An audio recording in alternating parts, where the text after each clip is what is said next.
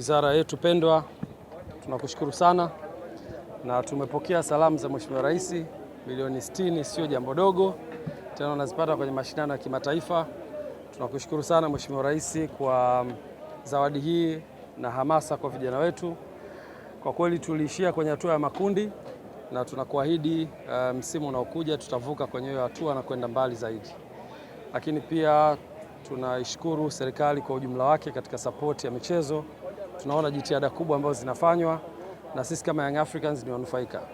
Lakini pia katika hali ya kawaida tunapoelekea kwenye AFCON 2027 tutaendelea kuwatunza vijana wetu waweze kuwakilisha vyema taifa letu la Tanzania. Na tunashukuru pia kwa salamu za Yanga Soccer School, eneo ambalo ni muhimu sana kwa ajili ya kupata watoto walioandaliwa vizuri.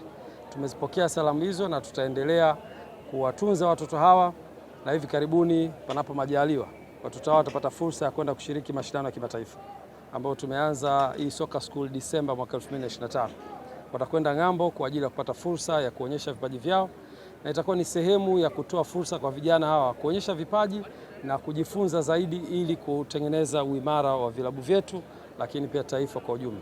Hivyo tumezipokea hizi salamu na tunakuahidi tutaendelea kukuza programu hii ya vijana, na kwa sasa kituo chetu kimoja, baada ya miezi kadhaa tutatarajia kuhama na kuongeza vituo vingine. Tutakuwa na kituo Mbezi na tutakuwa na kituo Kigamboni, na baadaye plan ni ya kuexpand mpaka nje ya mipaka ya Dar es Salaam, na ikiwezekana sasa tutengeneze watoto wengi zaidi watakaoenda nje ya nchi. Tunashukuru sana, na leo kapteni ameshapokea mzigo na bahati nzuri wachezaji wote wako, kwa hiyo watapewa fursa ya kugawana leo moja kwa moja. Na sasa nikualike kapteni utoe neno la shukrani kwa Mheshimiwa Rais.